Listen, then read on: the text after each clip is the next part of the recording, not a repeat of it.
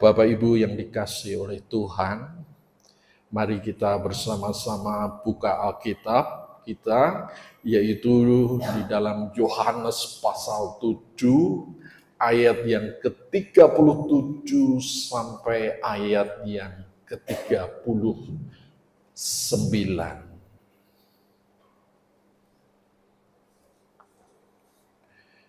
Injil Yohanes pasal 7, ayat yang ke-37 sampai ayat yang ke-39. Kita akan baca bergantian, saya ayat yang ganjil, Bapak Ibu Saudara ayat yang genap. Yohanes pasal 7, ayat 37 sampai ayat yang ke-39.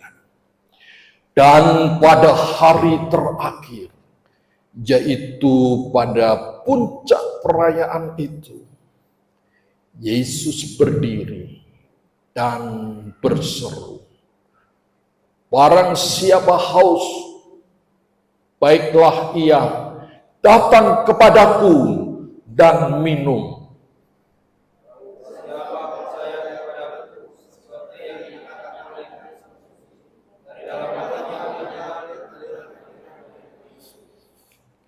Yang dimaksudkannya ialah roh yang akan diterima oleh mereka yang percaya kepadanya. Sebab roh itu belum datang karena Yesus belum dimuliakan." Ya. Bapak Ibu yang dikasihi oleh Tuhan, judul khotbah hari ini saya beri judul "Hidup yang mau menuruti dan mengikuti pimpinan Roh Kudus."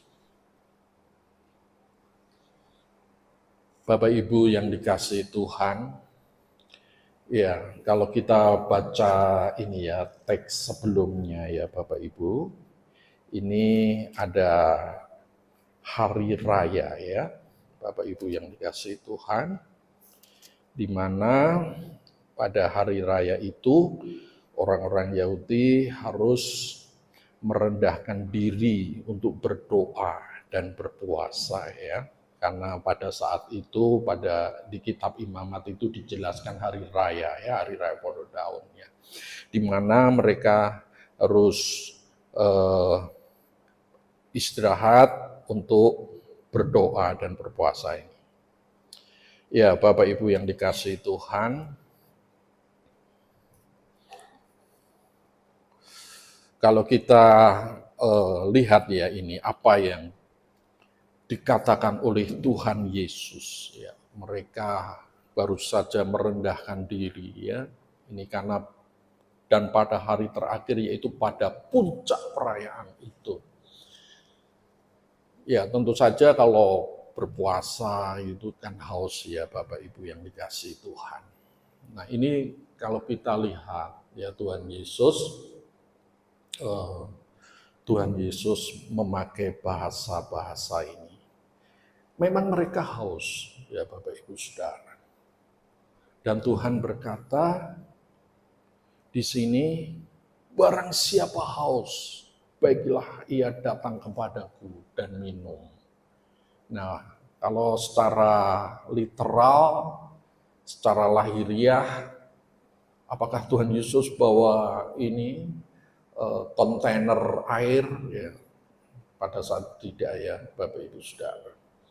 Ya, Bapak Ibu Saudara yang dikasihi Tuhan. Tuhan berkata, ya, menyampaikan hal itu harus diterima secara rohani ya. Kalau secara literal ya, seperti orang Farisi, ahli-ahli Taurat, imam-imam kepala, perkataan Tuhan Yesus diterima hanya secara rasional, literal, sehingga mereka kontradiktif terus ya dengan Tuhan Yesus ya Bapak Ibu Saudara. Ya Bapak Ibu Saudara yang dikasihi Tuhan. Kita tahu ya, eh, Perjanjian Lama, Tuhan berbicara kepada umatnya melalui mulut nabi-nabi, ya Bapak Ibu Saudara. Tuhan pakai nabi-nabi untuk memberikan pewahyuan. Tuhan pakai mulut nabi-nabi untuk menerima ini ya, istilahnya itu dalam bahasa yang dipakai oleh Paulus itu theopneustos, ya, diilhamkan. Mereka menerima pengilhaman.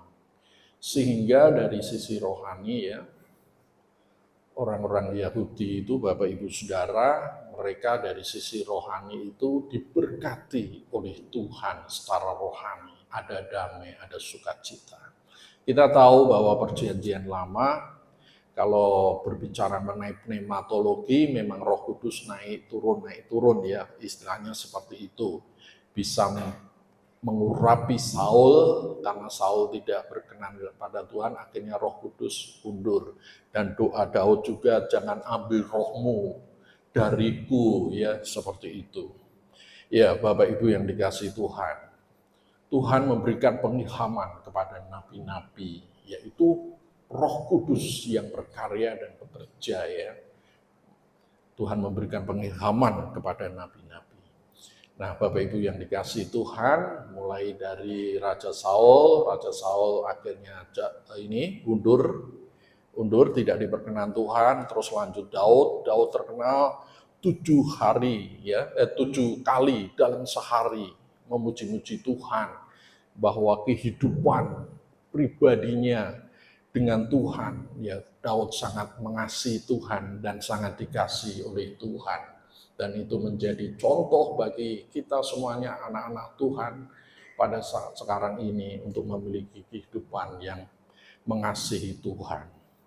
Terus Salomo, akhirnya teruskan Salomo. Setelah Salomo akhirnya Israel ya pecah jadi 2, kerajaan utara dan kerajaan selatan, ya Bapak Ibu Saudara, dan mereka mulai hidup dalam dosa. Akhirnya diizinkan Tuhan, mereka mengalami yang namanya pembuangan atau diaspora. Ya. Dari pertama mereka harus mengalami, mereka dikalahkan, ya Bapak Ibu Saudara, mereka harus dikalahkan oleh bangsa-bangsa asing, mereka ditawan ya oleh bangsa asing, ya Bapak Ibu Saudara.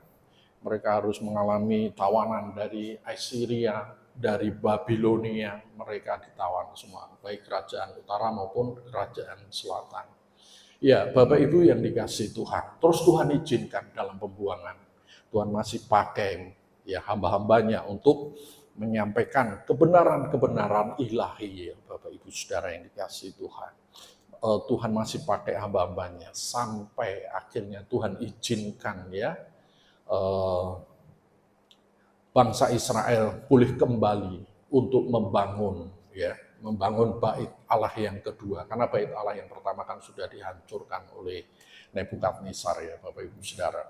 Bait Allah yang dibangun oleh Salomo itu dihancurkan, dan akhirnya Tuhan izinkan ada Ezra, Zerubabel membangun bait suci yang kedua, dan akhirnya terus Nehemia membangun tembok Yerusalem untuk istilahnya mengembalikan lagi. Nah, setelah Ezra, Nehemia, Bapak Ibu Saudara yang dikasihi Tuhan, Tuhan berhenti memberikan pewahyuan sampai munculnya Yohanes Pembaptis dan Tuhan Yesus. Kalau kita tahu itu yang disebut zaman intertestamental, di mana istilahnya zaman Tuhan tidak memberikan pewahyuan sekitar 400 tahun, di mana pada saat itu yang disebut dengan zaman kegelapan, ya Bapak Ibu Saudara. Istilahnya kalau kita pahami sekarang, kehidupan rohaninya itu kering dan tandus, ya, karena tidak ada pewahyuan yang dari Tuhan. Zaman antara perjanjian lama dan perjanjian baru, sehingga pada saat itu muncul banyak istilah-istilah, ya, ada Farisi, ada Saduki, ada istilah Sanhedrin, ya, ada istilah-istilah sinagog pada saat itu. Itu terus ada kitab-kitab apokrif yang eh, tidak masuk pengkanonan karena tidak ada pengilhaman dari Tuhan. Bapak Ibu Saudara yang dikasihi Tuhan, kalau kita lihat ya kejadian sebelumnya itu memang gelap sekali ya.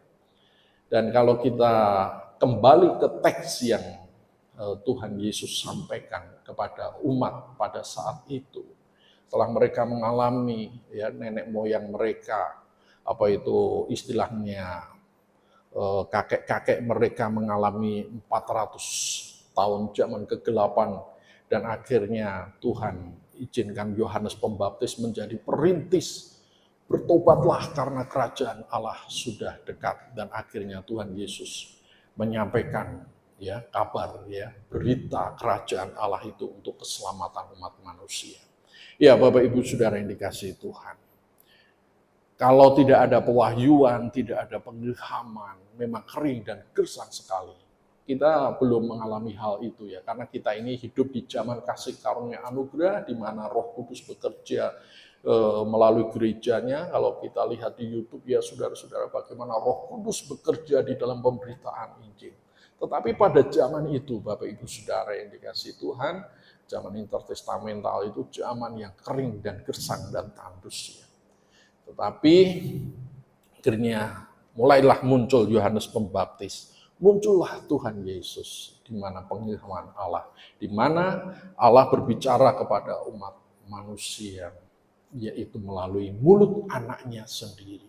Dan Tuhan sampaikan, barang siapa haus, baiklah ia datang kepadaku dan minum. Ya, Bapak Ibu Saudara yang dikasihi Tuhan.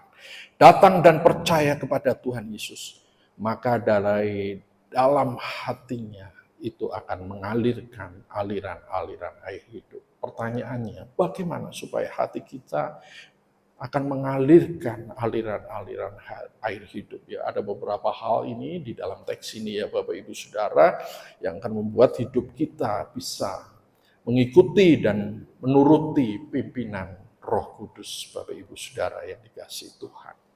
Ya, yang pertama Bapak Ibu Saudara di sini dikatakan barang siapa haus, baiklah ia datang kepadaku dan minum. Sekali lagi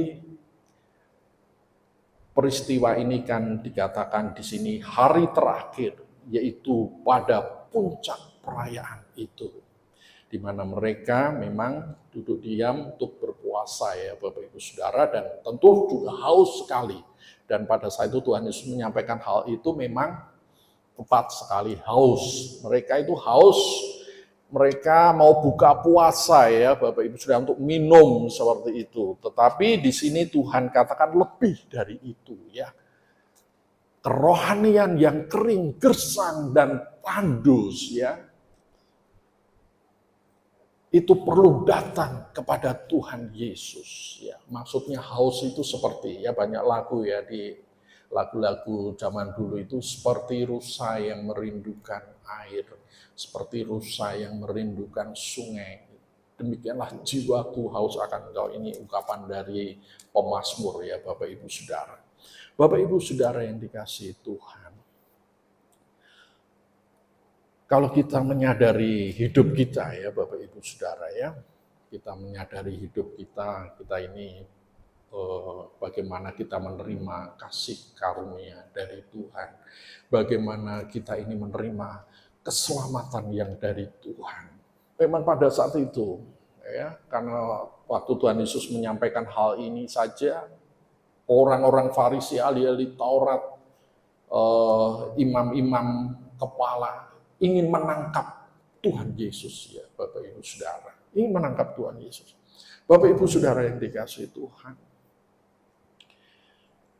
tetapi setelah tadi ya Saulus mengalami encounter dengan Tuhan, mengalami perjumpaan dengan Tuhan dalam perjalanannya ke Damsyik ya Bapak Ibu, di situ Saulus mengalami teopani, dia melihat Tuhan, dan pada saat itu dia mengalami conversion, itu pertobatan, dia langsung diubahkan oleh Tuhan, dan dia percaya bahwa Yesus adalah Mesias, Anak Allah yang hidup, dan Roh Kudus ada di dalam hatinya. Makanya di sini dikatakan bahwa kalau percaya, datang dan percaya kepada Tuhan Yesus, maka dari dalam hatinya akan mengalirkan aliran-aliran air hidup. Dan kita tahu ya Bapak Ibu Saudara yang dikasihi Tuhan, bagaimana setelah itu Paulus hidupnya terus hari demi hari dipakai Tuhan dan mengalami yang namanya hidup dipimpin dan mengikuti dan menuruti pimpinan Roh Kudus ya Bapak Ibu Saudara yang dikasihi Tuhan. Bapak Ibu yang dikasihi Tuhan, kalau kita perhatikan ya, ada daerah-daerah tertentu yang kering, gersang, dan tandus. Karena apa? Di situ tidak ada sumber mata air. Kita perhatikan, tidak ada tumbuh-tumbuhan yang ada di sana, tidak ada rumput-rumput hijau di sana. Karena di situ tidak ada batang air. Istilahnya di lapisan tanah yang paling bawah pun tidak ada di situ aliran batang air ya. Sehingga di atasnya kering, gersang, dan tandus ya Bapak Ibu Saudara. Itu hanya gambaran saja. Bahwa Tuhan berkata kepada orang-orang pada saat itu, barang siapa haus, baiklah ia datang kepadaku dan minum. Supaya apa? Supaya dalam kehidupannya, karena Roh Kudus itu adalah sumber mata air ya Bapak Ibu Saudara. Sumber mata air, batang air. Sehingga dia akan hidup, ya tidak kering, gersang, dan tandus, Bapak Ibu Saudara. Bapak Ibu Saudara yang dikasihi Tuhan, di sini Tuhan mengundang kepada umat pada saat itu untuk datang kepada Tuhan Yesus dan percaya kepada Tuhan Yesus sebagai Mesias Anak Allah yang hidup. Waktu Tuhan berkata kepada murid-muridnya, menurut kalian siapakah aku ini? Dan Petrus menjawab, engkau adalah Mesias Anak Allah yang hidup. Inilah yang dimaksud Tuhan bahwa barang siapa percaya kepadaku, percaya kepada Tuhan Yesus sebagai Mesias Anak Allah yang hidup. Apa itu arti Mesias? Apa itu artinya? Mesias yang diurapi Tuhan, Kristus yang diurapi Tuhan. Yang diurapi Tuhan untuk apa? Untuk membebaskan umat manusia dari belenggu kuasa kegelapan. Untuk membebaskan umat manusia dari belenggu dosa. Untuk membebaskan umat manusia dari kuasa dosa. Karena satu orang Adam, dosa masuk ke dalam dunia. Dan kuasa dosa menjalar ke seluruh umat manusia. Dan upah dosa adalah maut, yaitu keterpisahan kekal dengan Allah. Dan ada di dalam penghukuman. Ya, Bapak Ibu Saudara yang dikasihi Tuhan. Dan siapa yang percaya, Tuhan Yesus mengatakan di sini, siapa yang percaya, dari dalam siapa yang percaya kepadaku, barang siapa percaya kepadaku, percaya bahwa Tuhan Yesus itu yang bisa membebaskan dari belenggu kuasa kegelapan, yang bisa membebaskan dari kuasa dosa, yang bisa membebaskan dari cengkeraman kuasa kegelapan, ya Bapak Ibu Saudara. Ya, Bapak Ibu Saudara yang dikasihi Tuhan. Cuma pertanyaannya tadi ya, kenapa orang-orang Kristen kalau dia sudah dibebaskan dari belenggu kuasa kegelapan, dibebaskan dari kuasa dosa, dia percaya kepada Yesus, bahwa Yesus adalah Mesias Anak Allah yang hidup, tetapi masih bisa jatuh dalam dosa, Bapak Ibu Saudara. Kalau kita lihat hamba-hamba Tuhan memang dia jaga itu ya, seperti Saulus, 12 murid Tuhan Yesus, termasuk Matias pengganti Yudas pun kalau kita lihat mereka semuanya matinya martir, Bapak Ibu Saudara. Ada yang diseret dengan kuda ya sampai meninggal, ada yang dilempar dari bumbungan ini ya, gedung yang sangat tinggi, ada yang ditusuk pakai pedang, ada yang disalib terbalik, ada yang dipenggal kepalanya, Bapak Ibu Saudara. Bapak Ibu Saudara yang dikasihi oleh Tuhan. Kalau kita percaya bahwa Yesus adalah Mesias yang membebaskan dari belenggu kuasa kegelapan, dari cengkeraman dosa, dari cengkeraman kuasa kegelapan. Kalau kita percaya, pasti kuasa Tuhan itu bekerja dalam hidup kita. Kita sebagai hamba-hamba Tuhan, Bapak Ibu Saudara ya, saudara-saudara di sini diperlengkapi. Untuk apa nanti? Saudara dipakai Tuhan. Dipakai Tuhan untuk apa? Untuk menolong orang-orang yang terbelenggu. Orang-orang yang terbelenggu oleh belenggu kuasa kegelapan. Untuk menolong orang-orang yang ada dalam cengkeraman dosa dari kuasa dosa. Kalau kita melihat Bapak Ibu Saudara, waktu Pak Toto memberitakan Injil di kota Solo, Pak Toto datang ke ini ya, drinking master itu ya. Mereka suka minum minuman keras. Pak Toto doakan, kadang-kadang mereka lari dulu, terus mereka datang sampaikan ke Pak Toto. Pak Toto, saya itu sebenarnya mau bertobat, Pak, ingin berhenti, tapi tidak bisa, Pak Toto. Saya pasti kembali lagi untuk minum minuman keras seperti itu. Yang judi sama, saya pengennya, tapi tidak bisa, tetap judi lagi. Terus yang apa itu? Ya dosanya banyak ya. Dosa itu kan banyak sekali. Apa itu stronghold itu, mengikat dosanya itu. Yang ada terikat oleh, mohon maaf ya, judi, oleh minum-minuman keras, ada yang terikat dengan mohon maaf perselingkuhan, perzinahan ya Bapak Ibu Saudara. Mereka lepas itu susah sekali. Dan ada yang terikat oleh LGBT juga ya Bapak Ibu Saudara. Mereka itu susah lepas. Dan siapa yang bisa menolong mereka? Siapa yang hamba Tuhan yang mau menolong mereka? Ternyata waktu didoakan saja, roh itu kembali lagi. Memang melayani seperti itu memang ini ya Bapak Ibu Saudara, perlu kerjasama. Pak Toto punya salah satu teman yang di hamba Tuhan yang di Gunung Salak sana ya. Dia punya villa kayak Lembah Kemenangan ini. Punya villa, di situ akhirnya dia tinggalkan usahanya. Dia hanya ngurusi villa itu untuk menampung orang-orang yang dicengkram oleh kuasa kegelapan, oleh belenggu-belenggu dosa. Ya, ternyata bayar harganya mahal, Bapak Ibu Saudara. Dia sampaikan, tiap hari itu saya itu hanya baca firman, berpuasa, doa. Karena yang dilayani macam-macam, ada yang lesbian juga, Bapak Ibu Saudara. Dan ternyata roh 7 keturunan ya, lesbian itu ya. Dan rohnya itu memang berontak ya Bapak Ibu Saudara. Dan macam-macam ya, mereka yang dicengkram oleh pada datang ke sana. Dan ini Bapak Ibu Saudara, memang itu perlu hamba Tuhan, tetapi yang dilayani juga punya keinginan untuk dibebaskan dari cengkeraman kuasa kegelapan itu, dari belenggu dosa, dari kuasa dosa.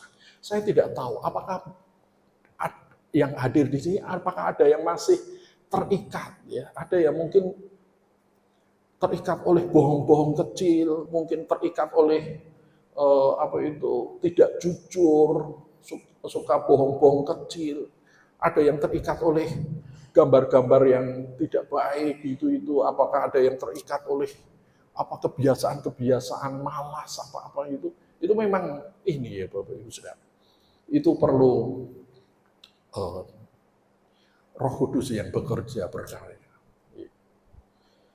Seperti teman Pak Toto itu, dia hidupnya hanya baca firman, doa, berpuasa, baca firman, berpuasa, terus melayani pasien-pasien yang dicengkram kuasa kegelapan dan dosa itu, Bapak Ibu Saudara.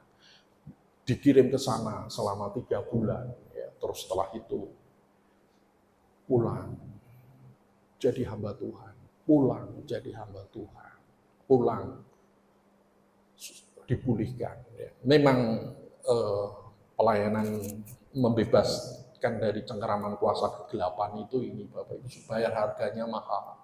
Ada serangan balik juga. Teman saya ini sering didatangi setan-setan roh-roh jahat itu, datangi dia, nyerang seperti itu, ya, dengan kelemahan fisik, hal seperti itu, ya Bapak Ibu Saudara.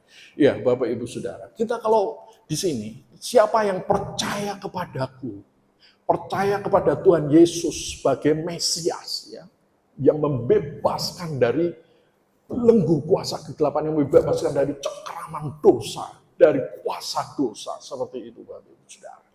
Karena untuk menjadi hamba Tuhan, dia itu harus merdeka dulu, Bapak Ibu Saudara. Dia tidak boleh punya kebiasaan buruk. Berarti kalau dia punya kebiasaan buruk, berarti dia bukan orang merdeka.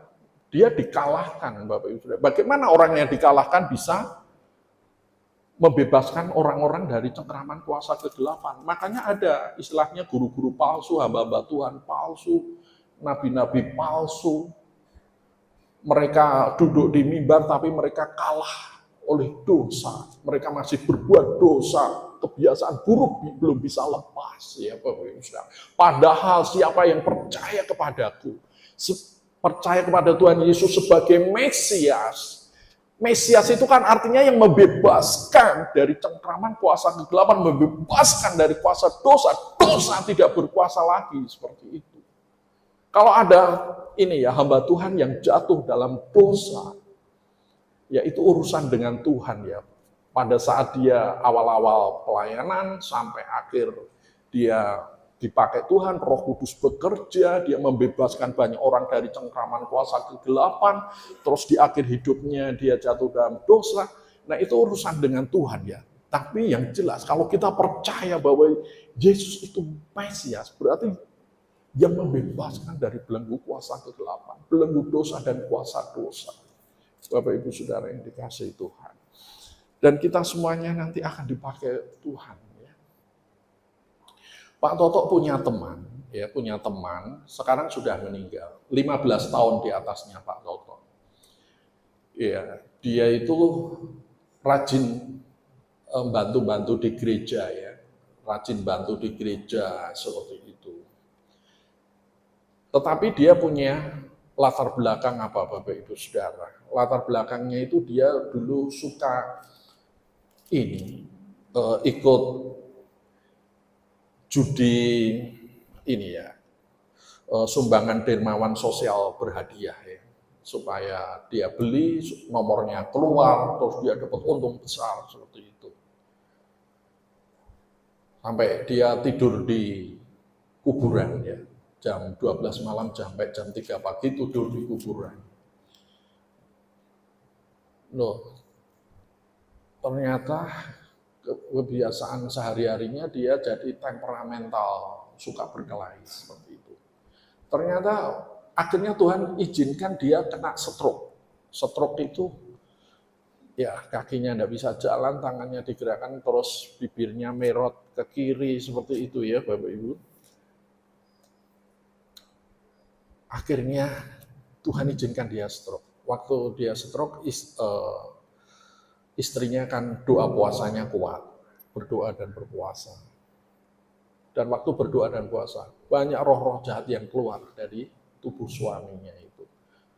Saya tanya sama istrinya, banyak sekali yang keluar. Dan setelah itu, Pak Toto kunjungi temannya, Pak Toto ini. Pak Joko bagaimana? Dia sampaikan, sekarang saya bersih sekali, di Toto, bersih sekali. Saya seperti bayi yang baru dilahirkan. Saya baca Alkitab, saya nangis, saya baca Alkitab itu hidup. Dan setelah itu dia meninggal. Ya puji Tuhan ya, sebelum meninggal dia dibersihkan dari cengkraman kuasa kegelapan, Bapak Ibu Saudara. Hanya satu pribadi ya Bapak Ibu Saudara yang bisa membebaskan diri kita dari cengkraman kuasa kegelapan. Hanya satu pribadi yang bisa mengampuni kita. Hanya satu pribadi yang bisa membebaskan kita dari kuasa dosa, yaitu Tuhan Yesus. Dan itu nanti akan kita sampaikan kepada orang-orang di luar, Bapak Ibu Saudara. Karena banyak sekali ya. Kalau orang yang tidak kenal Yesus, jelas mereka ada dalam cengkraman dosa. Orang yang kenal Tuhan, yang KTP-nya Kristen, tapi masih terikat oleh, istilahnya masih punya kebiasaan-kebiasaan dosa, Bapak Ibu Saudara. Nah itu yang perlu pertolongan juga ya, untuk mereka mengalami bahwa Yesus adalah Mesias yang diurapi untuk membebaskan umat manusia dari belenggu kuasa kegelapan, Bapak Ibu Saudara. Iya, Bapak Ibu Saudara yang dikasihi Tuhan. Tuhan sampaikan, barang siapa percaya kepadaku, seperti yang dikatakan oleh kitab suci, berarti kita percaya dan mengaku bahwa Yesus adalah Mesias, Anak Allah yang hidup. Yesus adalah juru selamat. Yesus adalah satu-satunya juru selamat. Yesus adalah Allah. Yesus adalah Tuhanku. Seperti itu. Dan di sini disampaikan Tuhan, dari dalam hati orang yang percaya itu akan mengalir aliran-aliran air hidup. Jadi siapa yang percaya, Roh Kudus menjadi sumber mata air di dalam dirinya, Bapak Ibu Saudara. Di sini dikatakan dari dalam hatinya. Dari dalam hatinya ada mata air yang mengalirkan aliran-aliran air hidup, yaitu Roh Kudus itu yang menjadi meterai jaminan bagi kita semuanya. Nanti kita akan dipakai Tuhan untuk itu, Bapak Ibu Saudara ya, adik-adik, saudara-saudara mahasiswa. Banyak sekali orang-orang yang perlu dilayani di luar. Mereka membutuhkan Roh Kudus dalam hidupnya. Saudara akan memberitakan bahwa Yesus adalah Mesias, Anak Allah yang hidup. Saudara akan dipakai oleh Tuhan untuk itu. Saudara akan diutus Tuhan untuk itu. Makanya di sini Bapak Ibu Saudara, sebelum saudara diutus, saudara harus merdeka dulu, harus beres dulu. Ya, dari kebiasaan buruk, supaya apa? Roh Kudus bekerja dan berkuasa, sehingga saudara bisa dipakai Tuhan untuk membebaskan mereka dari cengkraman kuasa kegelapan, membebaskan mereka dari kuasa dosa. Pelayanan sebagai hamba Tuhan, Bapak Ibu Saudara, untuk kita mau dipakai Tuhan secara full ya, secara total, itu memang bayar harga ya. Nanti upah dari Tuhan. Bayar harga, Bapak Ibu Saudara.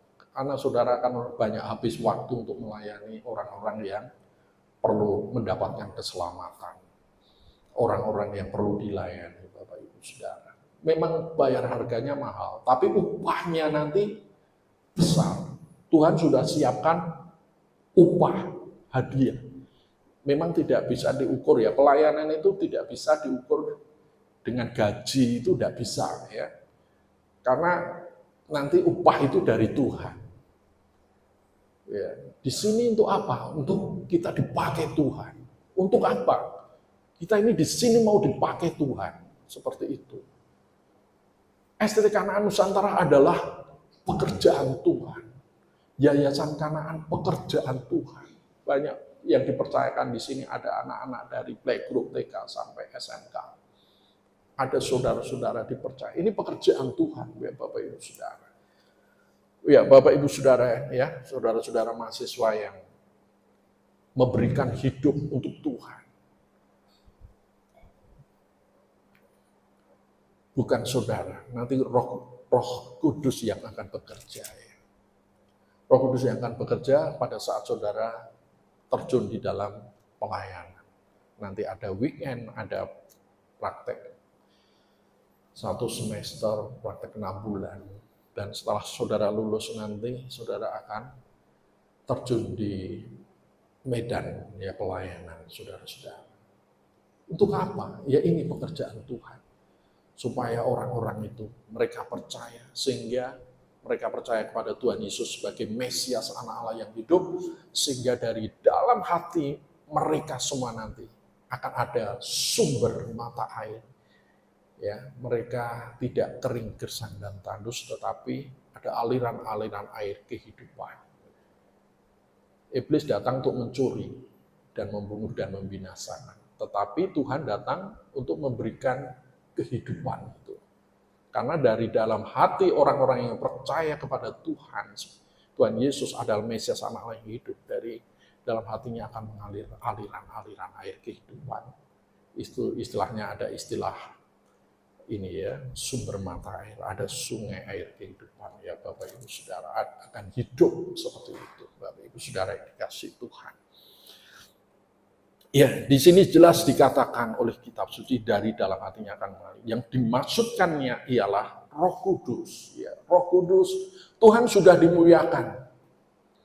Dari proto evangelium di Kejadian 3:15, benih dari perempuan ya, dari keturunanmu akan meremukkan kepala ular. Dan itu sudah digenapi pada saat Tuhan Yesus tergantung di atas kayu salib. Tuhan berkata, tetelestai, sudah selesai.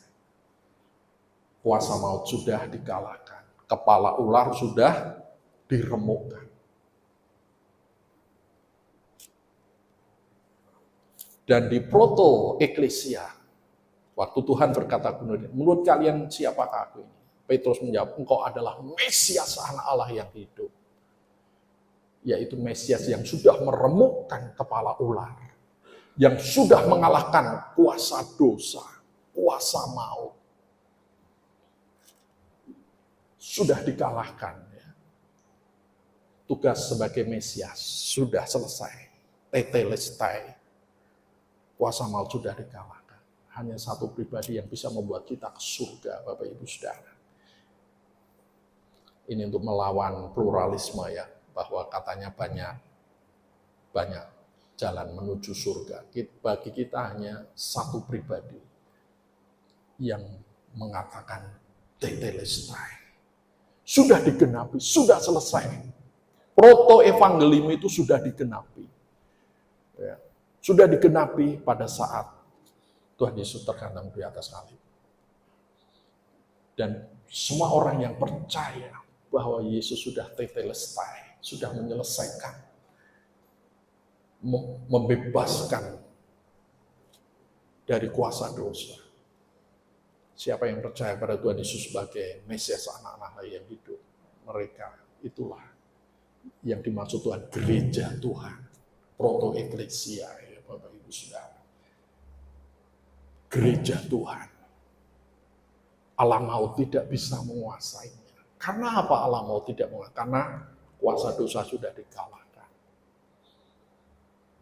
Karena sang kepala, pendiri dari gereja itu yang membebaskan dari belenggu kuasa dosa, belenggu kuasa maut, belenggu cengkraman kuasa kegelapan, belenggu kuasa kegelapan sudah kalah. Maka alam maut tidak bisa menguasai Bapak Ibu Saudara. Nah ini perlu kita pahami, supaya apa? Supaya kita nanti di dalam menyampaikan kebenaran ini kepada orang-orang di luar ya. Karena kalau kita bisa melihat dengan mata rohani, banyak sekali orang-orang yang membutuhkan keselamatan, Bapak Ibu Saudara. Banyak orang-orang yang merindukan mereka diselamatkan. Masih banyak orang-orang yang terbelenggu oleh belenggu kuasa kegelapan. Apalagi di Jawa, banyak perdukunan, banyak okultisme, banyak orang-orang yang suka pergi ke ini ya, paranormal, ahli-ahli metafisika, Bapak Ibu Saudara. Iya, Bapak Ibu Saudara yang dikasihi Tuhan. Kita percaya kepada Tuhan Yesus, Mesias anak Allah yang hidup. Ya. Dan semua orang yang percaya, maka akan ada kehidupan di dalam hidupnya. kiranya kita semuanya bisa dipakai Tuhan untuk menolong orang-orang yang masih ada dalam cengkraman kuasa kegelapan, yang masih ada dalam kuasa dosa, Bapak Ibu Saudara. Kita yang sudah percaya kepada Tuhan Yesus sebagai Mesias Anak Allah yang hidup, sebagai Juru Selamat, sebagai Tuhan, kita hanya bisa merendahkan diri di hadapan Tuhan. Kita hanya bisa berdoa, kita hanya bisa mohon belas kasihan Tuhan, kita hanya bisa mohon kasih karunia dan rahmat Tuhan. Sekali lagi, bukan dengan kuat gagah kita, bukan, tapi kuasa Roh Kudus yang bekerja. Amin. Untuk membebaskan susah, tetapi kalau Roh Kudus bekerja melalui saudara-saudara, banyak orang-orang yang akan dibebaskan untuk menerima keselamatan yang dari Tuhan. Kiranya Tuhan memberkati kita dan Tuhan melimpahkan kita dengan kasih karunia dan rahmat-Nya. Amin.